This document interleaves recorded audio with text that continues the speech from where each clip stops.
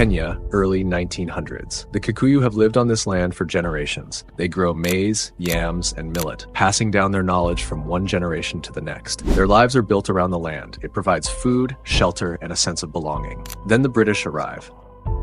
In the late 1890s, the British claim Kenya as part of their empire. At first, their presence is limited, but by the 1920s, things take a turn. Colonial officials arrive with maps and legal documents written in London, declaring huge areas of Kikuyu land as unoccupied, even though people have lived and farmed there for centuries. Soldiers enforce these claims with rifles. Families are forced out of their homes. Livestock is taken. Crops are destroyed. The Kikuyu are pushed into reserves, small, overcrowded areas with poor soil and little water. Meanwhile, thousands of white settlers arrive from Britain. Many are wealthy aristocrats, former soldiers, or people seeking new opportunities. The British government gives them land taken from the Kikuyu, turning it into large coffee and tea plantations. By the 1940s, over 30,000 settlers control vast amounts of Kenya's most fertile land, while over 1 million Kikuyu are left with almost nothing. Many are forced to work for the settlers, paid meager wages for laboring on farms that once belonged to their families. Resentment grows. In the reserves, people sing songs about what they have lost. Stories of injustice are passed down. By 1952, frustration turns into action. A resistance movement known as the Mau Mau begins to fight back, determined to reclaim the land that was stolen from them. October 1952. Word spreads quickly through the villages. Something is happening. The Mau Mau, once a secret resistance, is now preparing for open rebellion. No one knows exactly where the name comes from, but their purpose is clear. Reclaim the land, fight for freedom.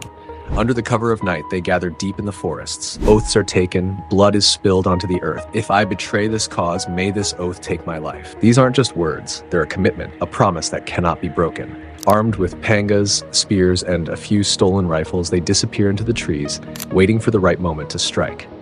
The Aberdare forest becomes their base. Towering trees and thick mist hide them from view. British soldiers patrol the highlands, their rifles glinting in the sun, unaware they are being watched. Then the first attack. A blade flashes, a soldier cries out. The Mau Mau strike fast, disappearing before the British can react. A patrol is left scattered, blood soaking the ground, weapons taken. To the British, this is terrorism, a violent uprising against their rule. To the Kikuyu, it is justice, payback for years of stolen land, forced labor, and humiliation.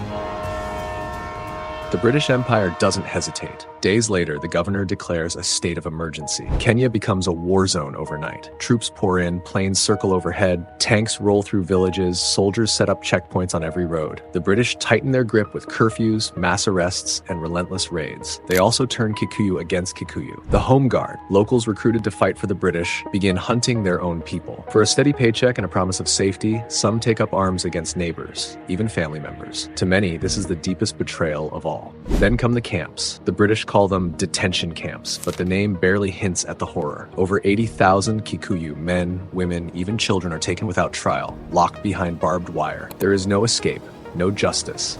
Guards beat prisoners, starve them, torture them. Electric shocks, whippings, forced labor. Anything to break them. The British call it rehabilitation. Survivors call it something else, hell. Thousands die in silence, their names forgotten.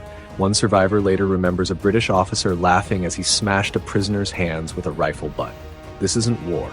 This is a system built to destroy. Yet the Mau Mau keep fighting. From deep in the forest, they launch surprise attacks. A settler's farm burns, its coffee fields turn to ash. A home guard outpost falls in the dead of night. They are outnumbered and outgunned, but their determination refuses to die. The British hunt them relentlessly, but the Mau Mau move like shadows. Leaders emerge from the resistance, none more feared than Dedan Kimathi. To the British, he is a dangerous outlaw. To his people, he is a warrior, a symbol of defiance who refuses to kneel. His words inspire, his presence commands. The colonial press calls him a savage. The Kikuyu call him their leader.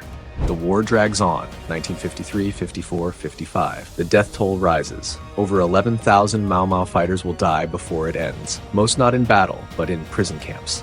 The British? They lose just over 100 soldiers, a tiny fraction in comparison. Civilians, both settlers and Kikuyu loyalists, are caught in the crossfire. Villages burn, families are torn apart, and Kenya bleeds. But the Mau Mau's fight isn't just about guns and ambushes. It's a message. We will not bow. And that message begins to shake the empire's hold. By 1956, the tide turns. Kimathi is captured, betrayed, surrounded, taken in chains. A year later, the British hang him, convinced they've crushed the rebellion for good. The Mau Mau resistance weakens, their numbers dwindle. By 1960, the uprising is officially over. The forests grow quiet. But here's the truth. They didn't really lose. Their fight exposed the brutality of colonial rule, forcing the world to pay attention. Protests spread, pressure builds. The British grip on Kenya starts to slip. December 12, 1963. Nairobi erupts in celebration. Kenya raises its new flag, black, red, and green, free at last. The Mau Mau don't march in the victory parades. Many are long gone, buried in unmarked graves. But their presence is everywhere. Historians still debate the numbers. 11,000 dead, maybe 20,000, maybe more. The British later admit to excesses, a cold, empty word for years of torture and slaughter. Decades later, survivors win a settlement for what they endured in the camps. It's not justice, but it's proof. The Mau Mau made history. Listen. So what remains?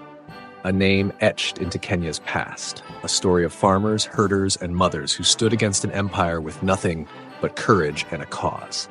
The Mau Mau uprising wasn't just a war. It was the spark that lit the path to independence.